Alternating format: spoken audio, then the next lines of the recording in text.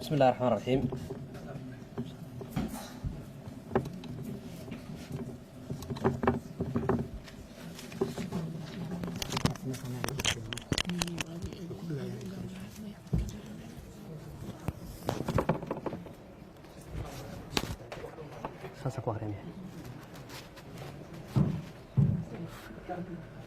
بسم الله الرحمن الرحيم.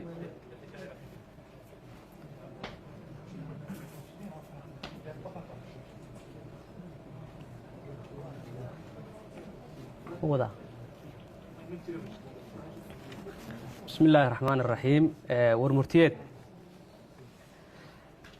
xafiiska xeeraliyaha guud ee qaranka iyo taliska ciidanka booliska Soomaaliyeed ayaa soo qaban qaabiyay shirweynaha qaran ee wada shaqeynta xeerlaalinta iyo booliska Soomaaliyeed.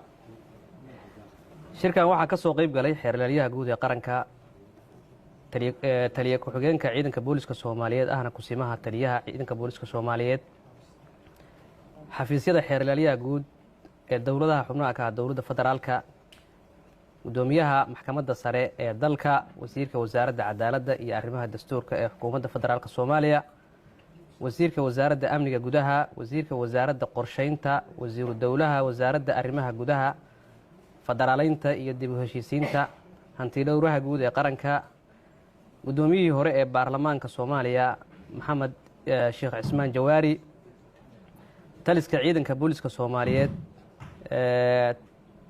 taliska ciidanka booliska Soomaaliyeed heerarkiisa kala duwan oo ay ku jiraan hoggaanka dambi baarista ee CID qaybta guud ee gobolka Banaadir, taliyaasha booliska dowladaha xubnaha ka ah dowladda federaalka ee Soomaaliya, wasaaradda caafimaadka, ciidanka asluubta Soomaaliyeed iyo hay'adaha IDLO, INL iyo Adam Smith International. Shirka waxaa furay gudoomiyaha maxkamadda sare ee dalka.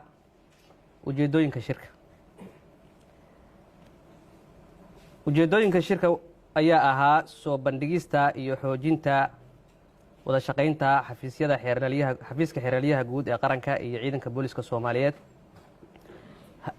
hagidda baaridda iyo ka hortagga dembiyada, soo bandhigidda horumarka iyo caqabadaha baaritaanka iyo dadweynaha iyo dacwooyinka, tacadiyada ka dhanka ah jinsiga, la dagaalanka maandooriyaha iyo nidaamka maareynta daawooyinka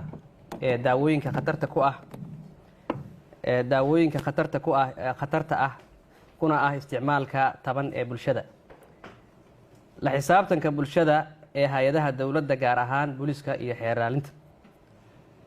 Shirka waxaa lagu qabtay magaalada Muqdisho Jazeera Hotel, waxaana uu socday 26-27 Luulyo 2023. baaqa shirka ka qaybgalayaasha shirku waxay u mahad celinayaan qabanqaabiyayaasha shirka iyo cid kasta oo ka qayb qaadatay taabagelinta shirkan.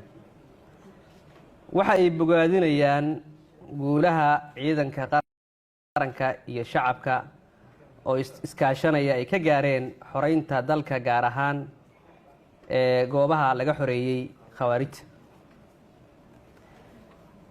waxay xusayaan lagama maarmaannimada in adeega xeerlaalinta iyo booliska la gaarsiiyo goobaha la xoreeyey. waxay bogaadinayaan dadaalada la xiriira la dagaalanka musuqa, tacadiga jinsiga, maandooriyaha, lacag dhiqidda iyo maalgelinta argagixisada, wuxuuna boorinayaa in la sii xoojiyo howlahaas. waxa uu dhiirigelinayaa hagista iyo kormeerka joogtada ah ee xafiisyada hagista ee laga furay xafiiska xeeraliyaha guud ee qaranka CID, waxaana la xusay in howlaha laga gaaray horumar hordhac ah, lana sii joogteeyo lana gaarsiiyo nidaamka dowladaha xubnaha ka ah dowladda federaalka ee Soomaaliya.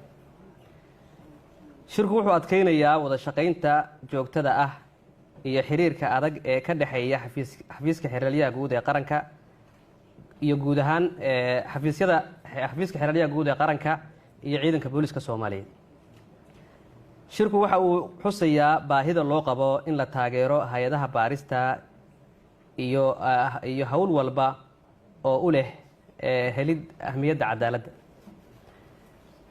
sidoo kale shirku waxa uu qaatay in la horumariyo shaybaarka forensiga sayniska kaas oo muhiim u ah cadeymaha dembiyada maxkamadaha hortooda.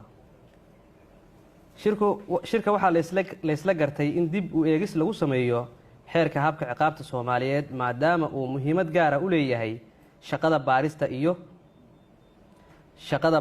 iyo guud ahaan arrimaha la xiriira dacwadaha. sidoo kale shirka waxa uu hoosta ka xariiqay dhibaatooyinka maandooriyaha iyo tacadiga jinsiga ay ku hayaan bulshada Soomaaliyeed, wuxuuna soo jeedinayaa in la xoojiyo la dagaalanka arrimaha iyaga ah. shirku wuxuu garowsaday muhiimadda ay leedahay in xafiisyada baarista iyo xeer ilaalintu ay u furmaan shacabka cabanaya, la furo khadad lagu soo gudbin karo cabashada dadweynaha, lana adkeeyo nidaamka isla xisaabtanka madaniga ah.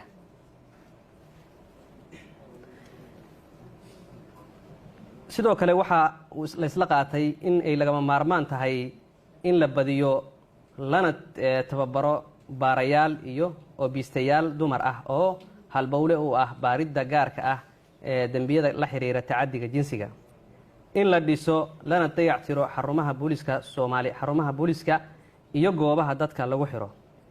sidoo kale waxaa la isla qaatay in la joogteeyo shirweyne qaran oo ay wada shaqayn xeer ilaalinta iyo booliska, lagana dhigo ugu yaraan sanadkiiba hal mar. gunaanad, shirku wuxuu u aqoonsaday dowrka xafiiska xeer ilaalinta heer federaal iyo heer dowlad goboleed iyo booliiska ay ku leeyihiin dowlad dhiska Soomaaliyeed, ayna lagama maarmaan u tahay in la helo xeer ilaaliyayaal iyo booliis ku qalabaysan aqoon, daacadnimo, karti iyo hufnaan. dhammaad, allah mahadle. Khamiis 27 Luulyo 2023.